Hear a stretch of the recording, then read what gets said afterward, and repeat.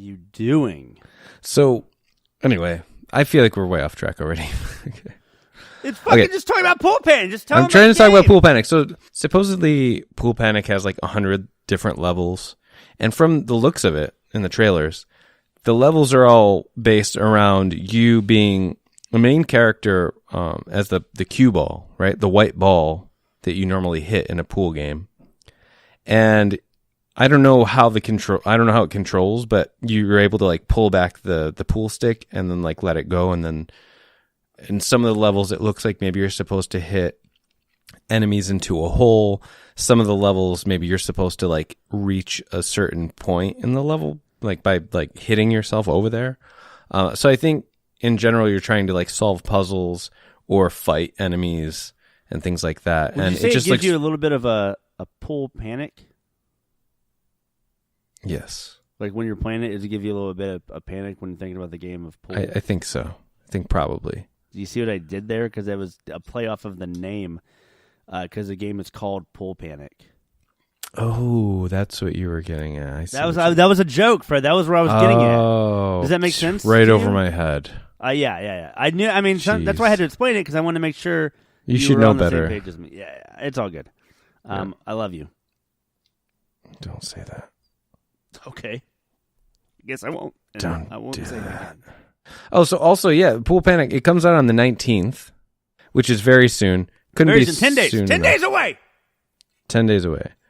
So I'm getting it obviously day one. I mean, I've been waiting for a game like this. It looks like you can play it in little bites, 100 levels. You jump in, you jump out, you win, you lose. You know, you're a kid, you're a squid. You're a kid, you're a squid. You're a kid, you're a squid. Yeah. And I love the art style. I love the publisher.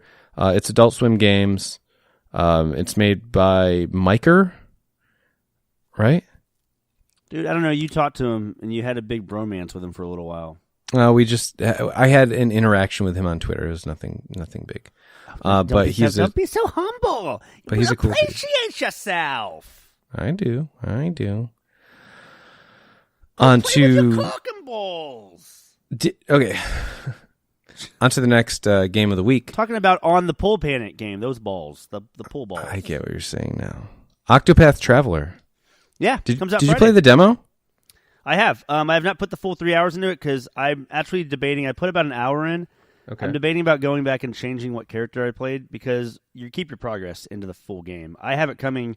The special edition actually coming to my house on Friday, which actually I'm interested in it because the art style looks great.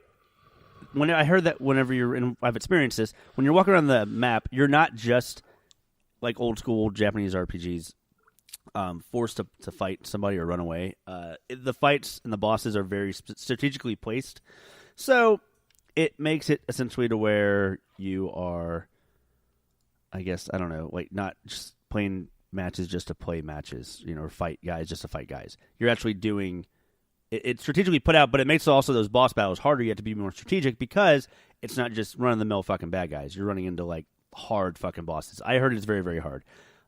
So far, I haven't had like crazy problems. I'm very early on in the game because it's just been the demo. Either way, the special edition looks great too. I get some really cool stuff with it, and it sold out in like 30 minutes. So I figured, why the hell not? What is the battle system like? It is turn-based. And is it like Final Fantasy VII style, or yes, like that. Okay, I like that. Yeah, I do too. I haven't played a game like that in forever. I think the last game I played like that was South Park. The Fractured Butthole. No, I never played that one. I played the original one, the Stick of Truth. Yeah. I'm still waiting for Fractured Butthole to come out on Switch for cheap, and like be on sale rather, and then I'll get it. But I got plenty of stuff right now to play, so I'm not really worried about it. Octopath Traveler is a complete game. Also, they said they're not doing any DLC because they made the full game the first time. They didn't, which I thought was funny. Ouch. The developer said that.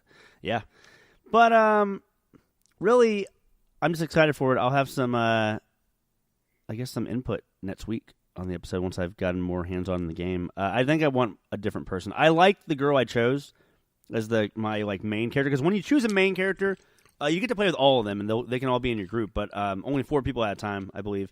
But whoever you choose as the first character always stays in your group. So think of it like that. You know, I was trying to say think of it like Final Fantasy VII, but Cloud, you can actually not have Cloud in your group if you want. I don't think so. Is that right? I think you can. I think you can set up and just have Cloud on the fucking sidelines. And I'm talking about in battles. I don't think I ever took Cloud out of my party. I mean, I don't think I did either because that was my badass, choice. But yeah. Okay, well, tell me then. So if you pick the character, so does it just follow that character's story arc, or like? I mean, so far with what I was doing, yes, but I want to say that it goes to other characters. You get to learn every character's story arc, unless they're just wanting more replayability. I don't really know. I think you can play the game 8 times. I think that's the point.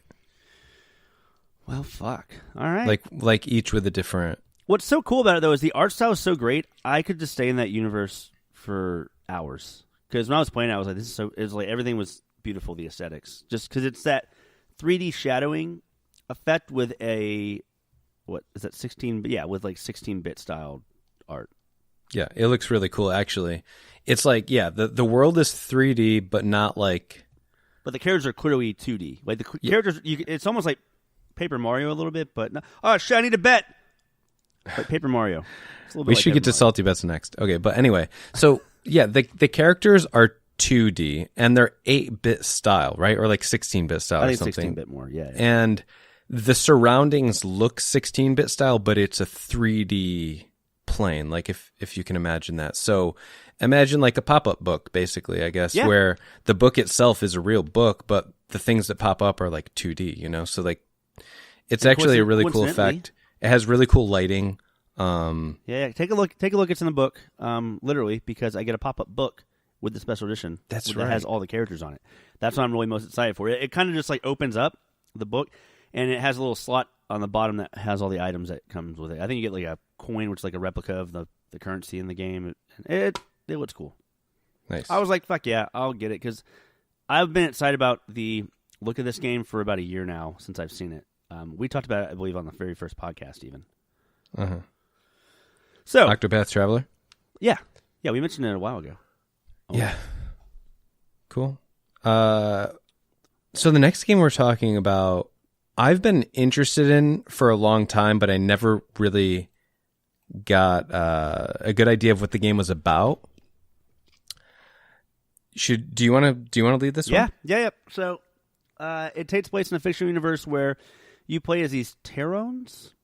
And they actually, let me explain, this game, when it first came out in 2013, was not very popular. It got mixed reviews. So, I mean, it was fine, but it wasn't anything special to write home about. The developer has really taken a liking to the community, and vice versa, the community to the developers, because they've had great feedback. And over the last 5 years, they've just been putting out more and more content, more patches, and it's kind of like how I would compare it to Rainbow Six Siege, where when it first came out, it was awesome and everything, but it wasn't anything to write home about. And then the community's been so like gung-ho behind it. They have like world competitions now of Rainbow Six Siege, and it's just growing in the number of players. Well, Warframe actually has a fucking conference once a year to discuss the game, which actually just happened over the weekend.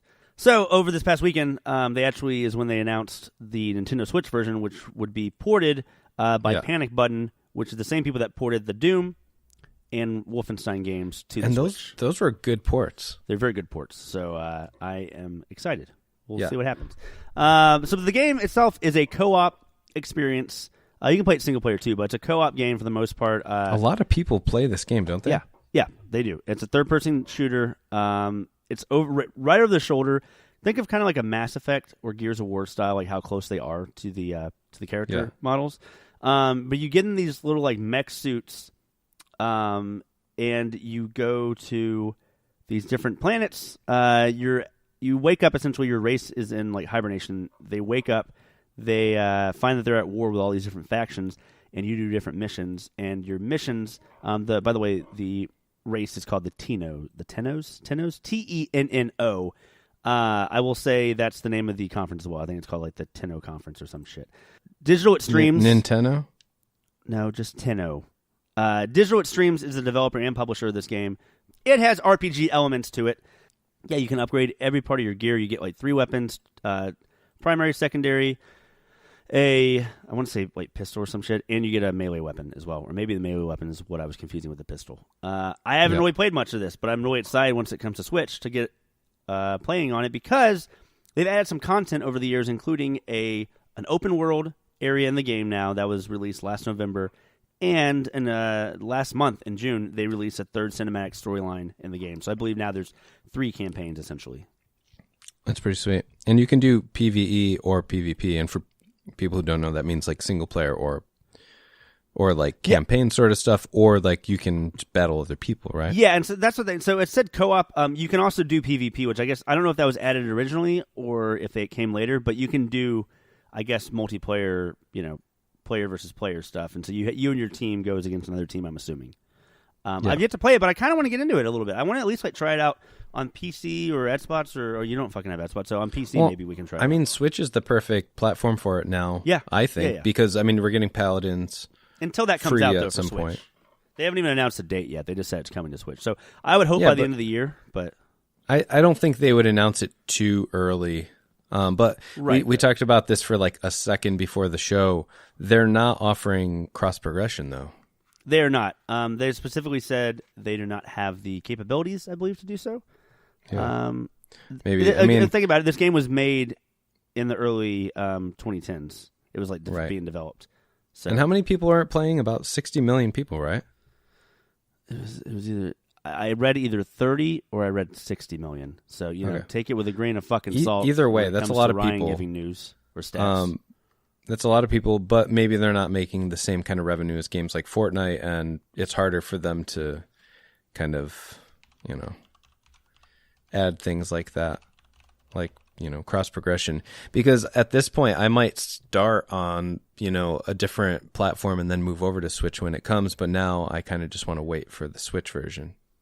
Yeah, but we should at least try it out on Steam or something. Yeah, I suppose it wouldn't hurt to put 5 hours into it and see what it's all about.